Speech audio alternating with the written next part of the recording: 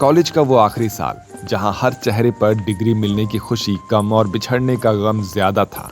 दोपहर की सुनहरी धूप कॉलेज के विशाल बरगद के पेड़ के नीचे छन कर आ रही थी। कैंटीन से आती समोसों की खुशबू और लड़कों के ठहाकों ने पूरे माहौल को जीवंत बना रखा था। मिताली और अभय हमेशा की तरह अपनी स्पेशल जगह पर बैठे थे, जो लाइब्रेरी के ठीक पीछे पेड़ के नीचे थी। पर आज वहां पर सन्नाटा था। अबे ओ मजनू, तेरी लाइफ में टेंशन दिख रही है, हैं? भाई ग्रेजुएशन खत्म हो गई है यार, अब तो जरा खुश हो जा।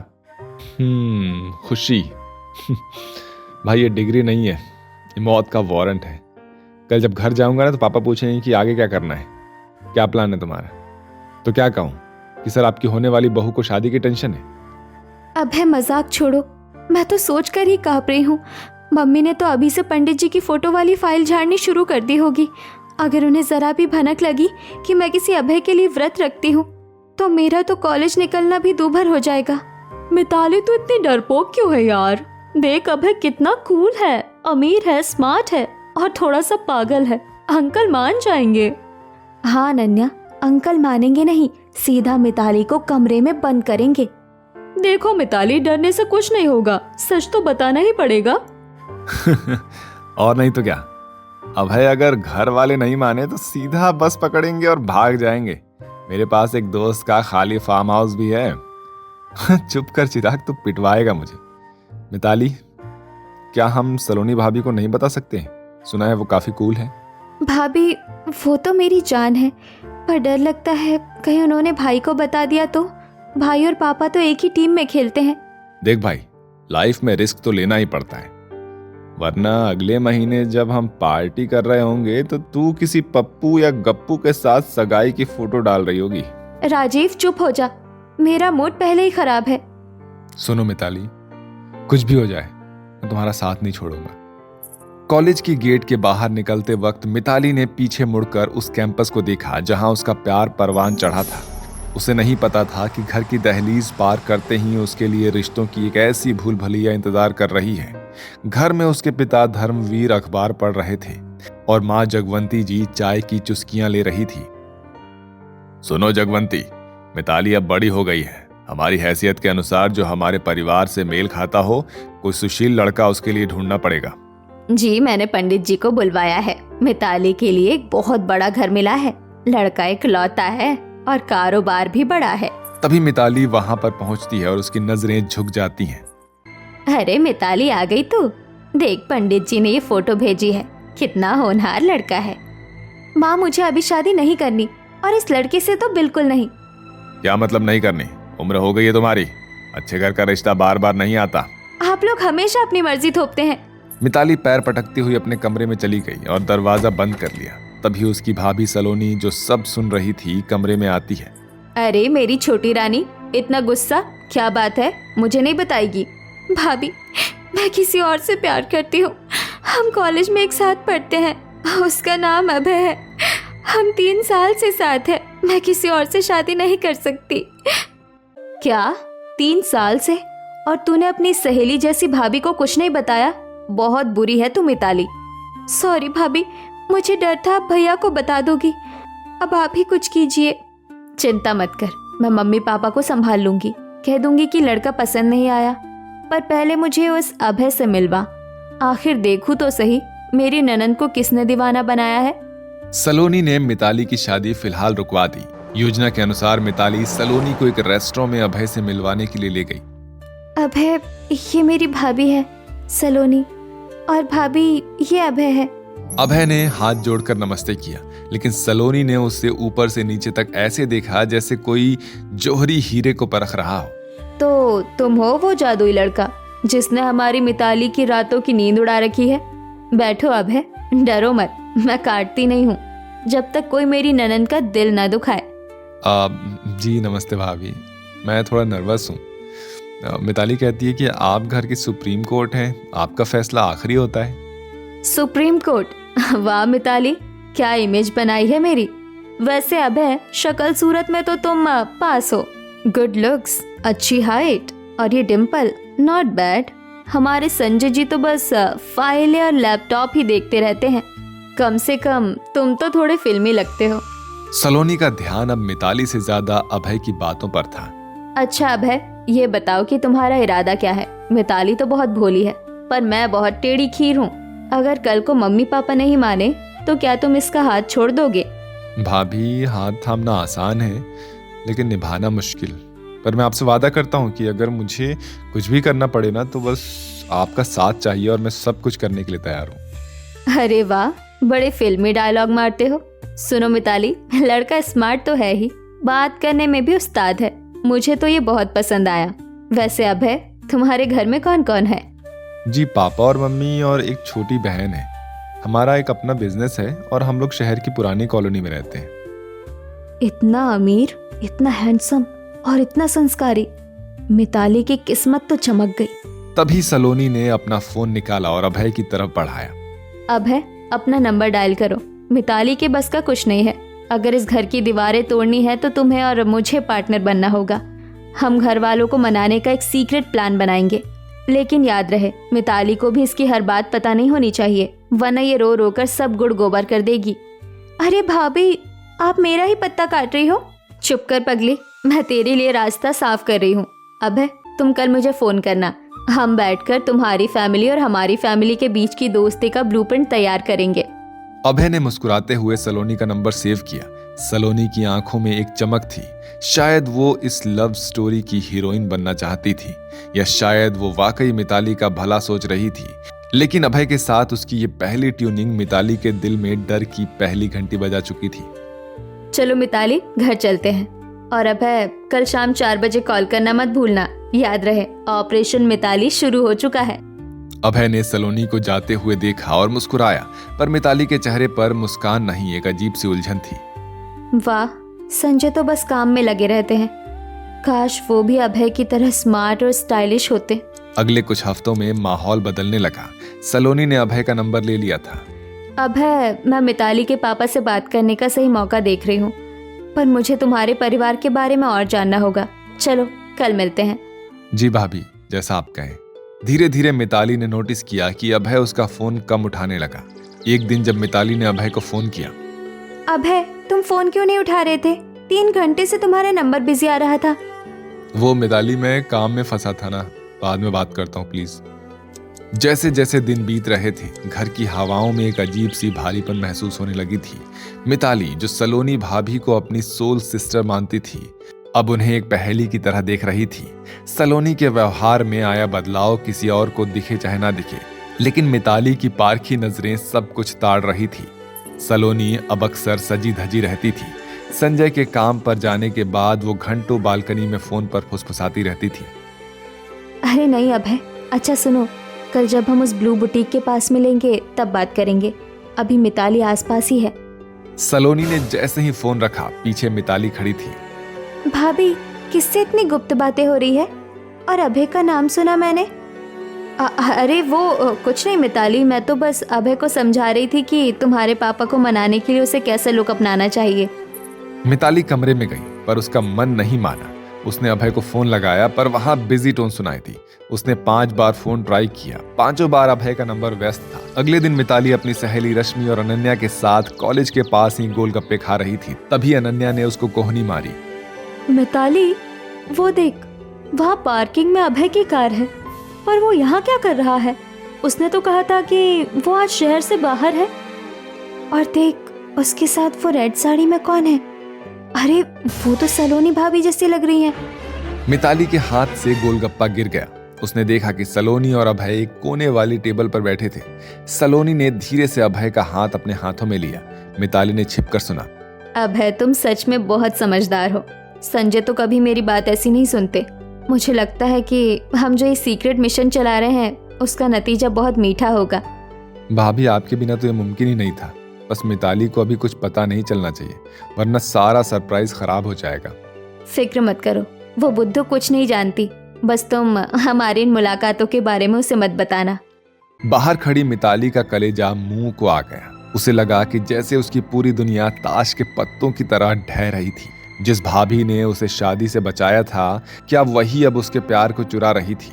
अभय ने भी अगले 3 दिनों तक मिताली का एक भी मैसेज सीन नहीं किया। क्यों अभय, क्यों भाभी? अगर आप दोनों को एक दूसरे से ही बात करनी थी तो मुझे मारा क्यों बनाया? मिताली को लगा कि अब और बर्दाश्त नहीं होगा। प्यार की जगह नफरत और शक ने ले लिया था। सलोनी, आजकल तुम फोन पर किससे बात करती रहती हो? घर के कामों में मन नहीं लगता तुम्हारा? अरे कुछ नहीं जी, बस एक सहेली की समस्या सुलझा रही हूँ।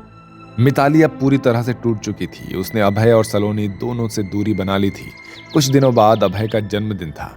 उसने मिताली को फोन किया, आज रात मेरे घर पर पार्टी है, तुम्हें आना है। मिताली ने पहले मना किया, पर फिर उसने सोचा कि आज वो सबका पर्दाफाश करेगी। जब मिताली वहां पहुंची तो उसने देखा कि सलोनी पहले से ही वहां पर मौजूद और अभय से एकांत में बात कर रही थी। मिताली ने अपने फोन से उनकी तस्वीरें लेनी शुरू कर दी। बस बहुत हुआ। अभय, भाभी, आप दोनों को शर्म नहीं आती? तभी अचानक कमरे की लाइट जली। मिताली के मम्मी पापा, भाई संजय और अभय के माता पिता आलोक और पार्वती शगुन की थालियां लेकर खड़े थे। अरे मिताली, ये क्या कह रही है तू? अभय मुस्कुराते हुए मिताली का हाथ पकड़कर स्टेज पर ले गया।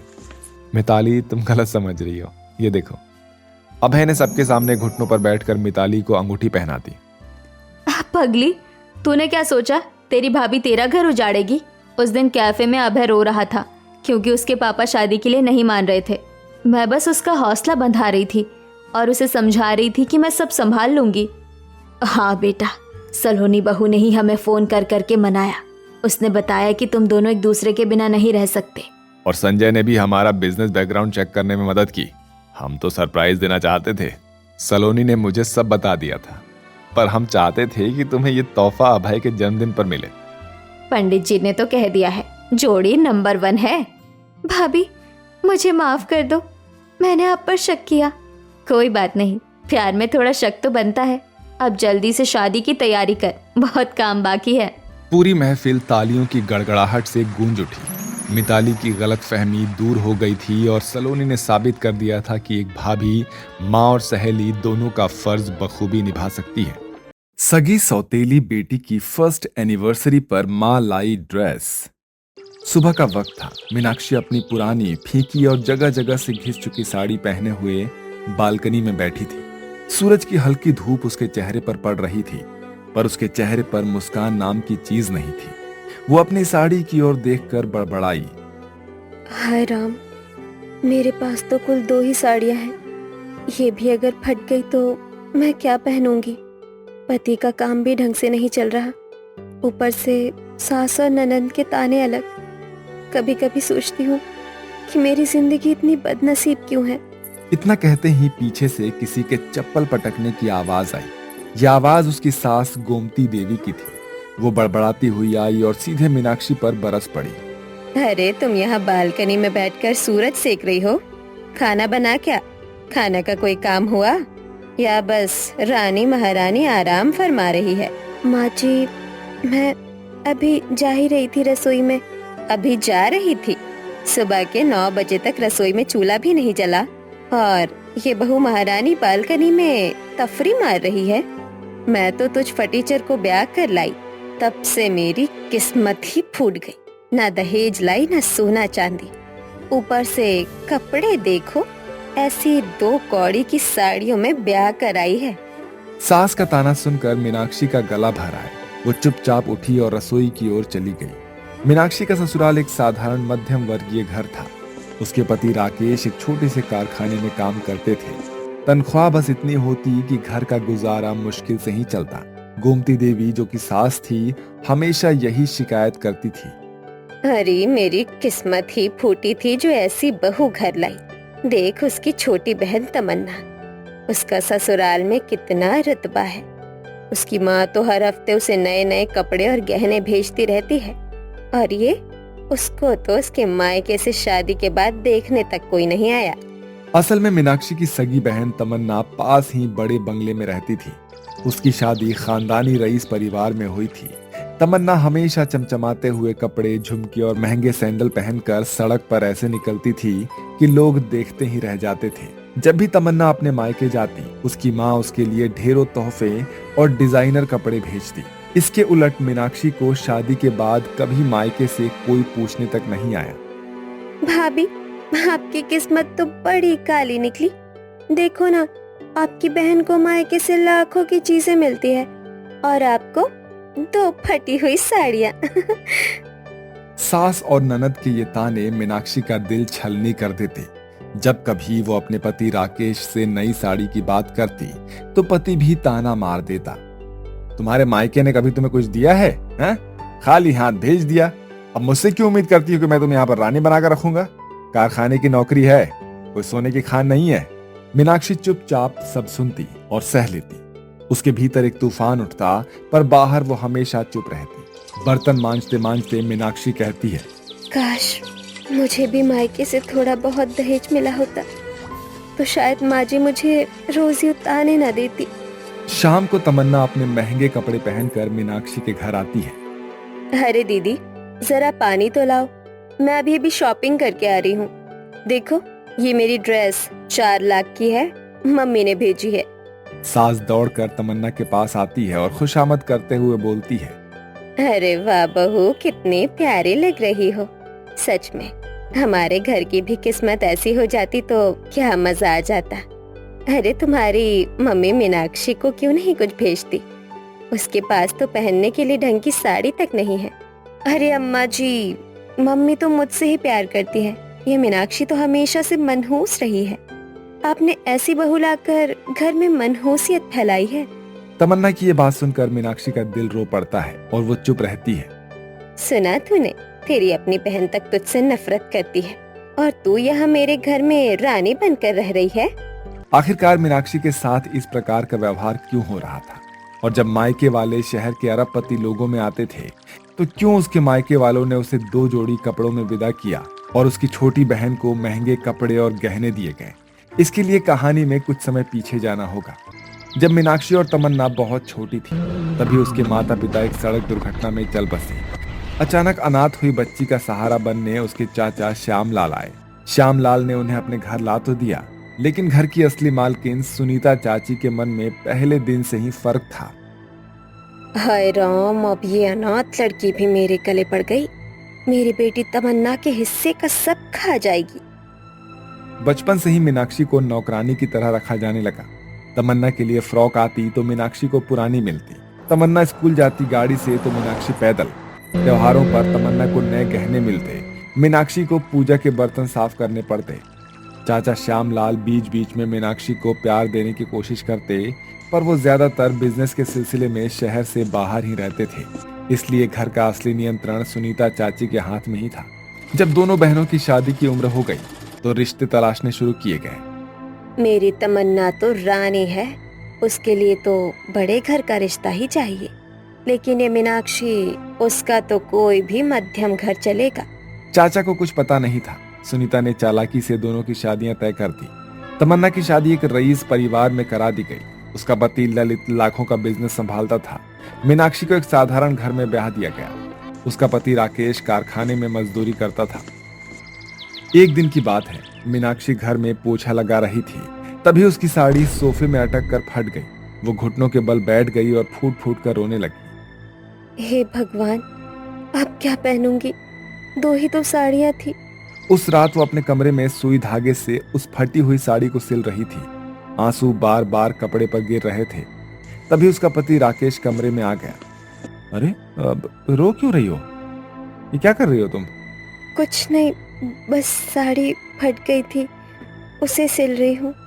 नहीं, सच सच बताओ, आज मैं तुम्हें चुप नहीं रहने दूंगा। क्या बात, क्यों हमेशा दुखी रहती हो? मीनाक्षी बहुत देर तक चुप रहती है, लेकिन फिर उसके सब्र का बांध टूट जाता है। उसने पति को सब कुछ बता दिया। तो सुनिए राकेश जी, असल में सुनीता की बेटी मैं नहीं हूँ। मेरे असली माँ बाप का एक्सीडेंट में देहांत हो गया था और तमन्ना सुनीता चाची की असली बेटी है, इसलिए उसे हमेशा प्यार मिला और मुझको नौकरानी बनाकर पाला गया।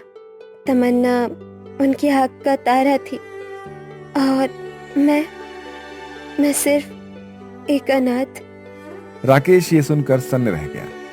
तो ये सच है? अच्छा, इसलिए तुम्हारे मायके से तुम्हारे लिए कुछ भी नहीं मिला? राकेश ने ये सब अपनी माँ गोमती देवी को बताया। शुरुआत में गोमती देवी को यकीन नहीं हुआ। क्या ये लड़की हमारी बहू नहीं बल्कि किसी और की अनाथ बेटी है? लेकिन जब धीरे धीरे पूरा सच सामने आया और पड़ोसियों से भी बातें पुष्टि हुई तो उनका व्यवहार बदल गया। अब वो मीनाक्षी को ताना देने की बजाय सहानुभूति दिखाने लगे। बहू, अब तक तुझे गलत समझती रही, माफ कर दे। तूने बिना कुछ कहे सब सहा। अब से तू मेरे लिए मेरी बेटी जैसी है। भाभी, मुझे भी अफसोस है, मैं भी माँ के साथ मिलकर तुम्हें सताती रही। मीनाक्षी की आंखें भर आई। उसे पहली बार लगा कि इस घर में उसकी जगह मिल गई है। दिन बीतते बीतते वो समय आ गया जब मीनाक्षी और तमन्ना दोनों की शादी को 1 साल पूरे हो रहे थे। अमीर घर की बहू तमन्ना ने अपनी सालगिरह पर एक भव्य पार्टी रखी थी। वहीं मीनाक्षी और राकेश ने भी अपने छोटे से घर में एक साधारण सा आयोजन की तैयारी की थी। शाम का वक्त था। तमन्ना ने महंगी हीरों से जड़ी हुई डिजाइनर ड्रेस पहन रखी थी। लाइट, सजावट और शान शौकत देखकर कोई भी दंग रह जाता। मेहमान आते ही तारीफों के पुल बांधने लगे। वाह तमन्ना, क्या गजब की ड्रेस है। 4 लाख की बताई ना, सच में तुम रानी लग रही हो। तमन्ना नखरे से मुस्कुराती है और इतरा कर घूमती है। इसी बीच में उसकी माँ सुनीता आती है। उनके हाथ में 2 पैकेट थे। एक पैकेट चमकदार महंगे कागज में लिपटा था तमन्ना के लिए, दूसरा पैकेट साधारण कागज में था मीनाक्षी के लिए।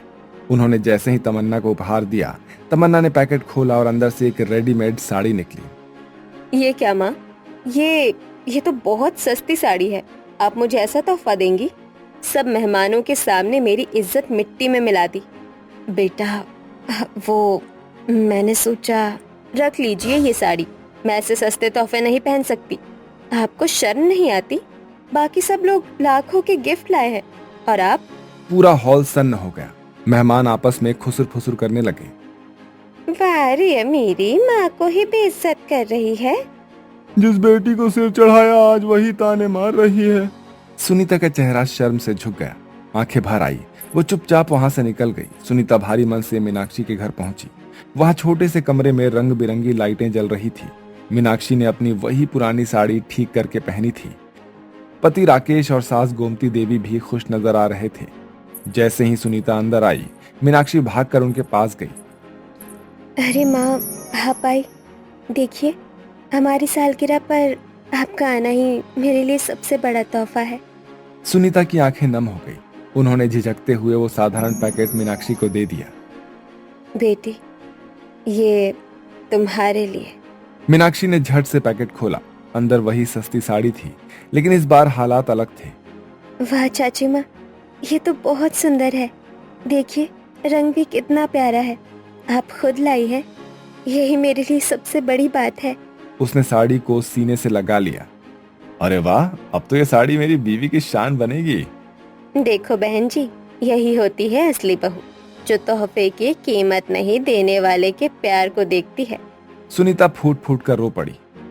मीनाक्षी, मैंने तुझे हमेशा पराया समझा। तुझे कभी बेटी का दर्जा नहीं दिया। तमन्ना को सिर चढ़ाया। तुझे अनाथ समझकर ताने दिए। लेकिन आज समझ आया कि असली बेटी कौन है। चाची, ऐसा मत कहिए। आप ही मेरी माँ है। माँ बाप तो कब के चले गए, लेकिन आपने ही मुझे पाला है। चाहे जैसा भी सही, पर आपका हक है मुझ पर। सुनीता ने मीनाक्षी को गले लगा लिया। नहीं बेटी, आज से तू मेरी मीनाक्षी नहीं, मेरी सगी बेटी है। तू ही मेरी असली सहारा है। सुनीता ने मीनाक्षी को गले लगा लिया। ये नजारा देखकर सबकी आंखें भर आई। सास गोमती देवी को लगा कि बहू सचमुच सोने जैसी है। राकेश को गर्व हुआ कि उसके पास दुनिया की सबसे बड़ी दौलत है, यानी मीनाक्षी जैसी पत्नी। और सुनीता को अपनी गलती का गहरा एहसास हुआ। उस दिन से मीनाक्षी को किसी ने गरीब, मनहूस या फटीचर नहीं कहा, बल्कि पूरे परिवार में उसका सम्मान सगी बेटी की तरह होने लगा। मोरल ऑफ द स्टोरी, दोस्तों, सच्चा रिश्ता खून का नहीं, दिल का होता है। और असली प्यार महंगे तोहफों में नहीं, सस्ते कपड़े को भी दिल से अपनाने वाले भावना में छुपा होता है।